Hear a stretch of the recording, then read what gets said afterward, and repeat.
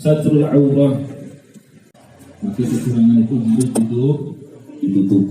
ditutupi dengan apa? Dengan pakaian. Pakaian yang seperti apa? Pakaian yang menutupi batas-batas aurat. Pakaian yang tidak tembus pandang. Nah, ulama fikih kita itu mengajarkan, makanya para ulama fikih mereka pakai baju koko ataupun gamis pasti di dalamnya pakai kaos dalam. Kalau sudah pakai kaos dalam di dalam pasti tidak akan terlihat aurat. Tapi kalau pakai cuma satu doang, nah ini di antara kancing ada bolongan. Apabila bolongan ini sampai ke perut kelihatan pusar kita, maka hukumnya tetap aurat, alias sholat kita bisa jadi tidak sah.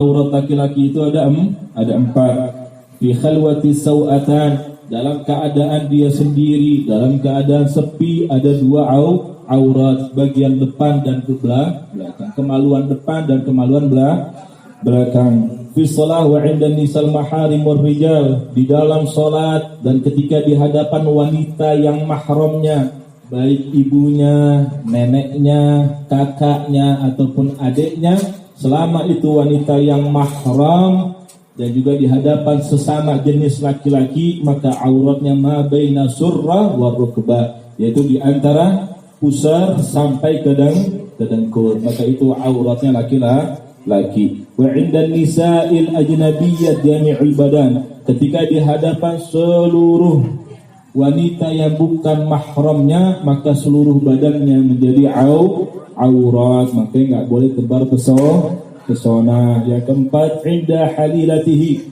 ketika di hadapan orang-orang yang halal. Siapa yang halal? Az-zaujah, di hadapan istrinya, au al-amah, atau di hadapan budak perempuan, la aurah, maka seluruhnya tidak aurat. Jadi itu laki-laki. Sekarang aurat wanita, auratul hurra khamsatun.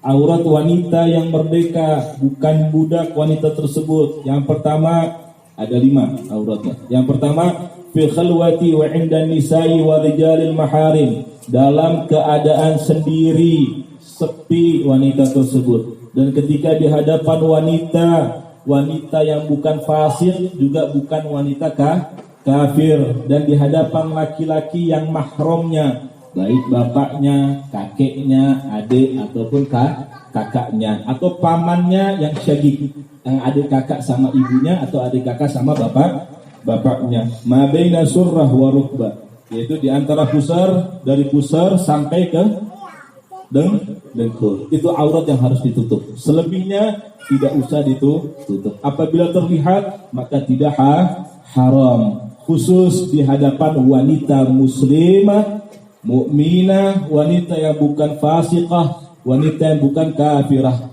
wanita yang betul-betul dia seorang muslim, di hadapan laki-laki yang mahramnya, maka aurat itu mabaina surah wa rukbah, pusar sampai dengkul. Yang kedua, wa 'indan nisa'il fasiqati wal kafirat, ketika di hadapan perempuan yang fasik, perempuan yang pelaku dosa kecil dan dosa besar, dia gemar melaksanakan dosa tersebut, dan di hadapan perempuan yang kafir, ma la yabdu 'indal mihna, maka ketika di dalam pekerjaan dia bersama, haram hukumnya memperlihatkan auratnya. Falladhi yabdu laysa bi'aura wa huwa ar-ra's wal wajh wal 'unuq, akan tetapi boleh saja kita buka yang bukan menjadi aurat kita di hadapan dia.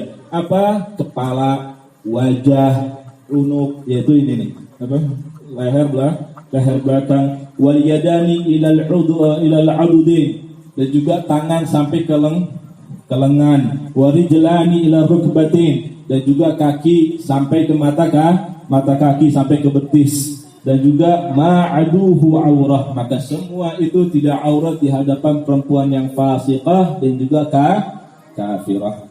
Yang ketiga, fi shalah, perempuan di dalam salat mana auratnya yang harus ditutup? Jami'ul badani illal wajha wal kaffain, seluruh badan wajib ditutup kecuali wajah dan kedua telapak tangan. Yang keempat, 'inda rijalil ajanib, ketika perempuan itu di hadapan laki-laki yang bukan mahramnya, laki-laki asing, mau itu pacar ataupun bukan pacar, jami'ul badan, maka seluruhnya itu menjadi aurat. Ada pendapat daripada Imam Baijuri, boleh saja kita buka aurat kita, wajah dan kedua telapak tangan kita, selama tidak dihias, selama tidak menjadi fitnah. Apabila menimbulkan syahwat, maka hukumnya tidak boleh. Yang kelima, indah haliliha, ketika wanita tersebut di hadapan suaminya, maka hukumnya la aurah, dia bebas bukaan, akan tetapi mengurangi martabat dia apabila tanpa busana sedikit pun. Dan kemudian fi khalwah, auratul amah, auratnya budak perempuan juga ada 5. Yang pertama, dalam dia sendiri, dalam keadaan dia sepi, sawatan. Ada 2 aurat yang wajib ditutup, yaitu kemaluan depan dan juga kemaluan belakang. Yang kedua, fi salati wa indan nisa wal rijal maharim, ketika si budak perempuan itu di hadapan perempuan ataupun laki-laki yang mahramnya, dan juga dalam keadaan sholat mabaina surrah wa rukbah, maka yang wajib ditutup dari pusar sampai ke dengkul, itu wajib ditutup. Yang ketiga, indan nisa'il fasiqati wal kafirati, ketika si budak perempuan itu di hadapan wanita yang fasiqah dan juga kafirah, maka ma la yabdu indal mihnah, diharamkan dia membuka auratnya ketika di dalam pekerjaan, kecuali sama hukumnya seperti perempuan yang tadi ketika berjumpa dengan perempuan fasik dan juga perempuan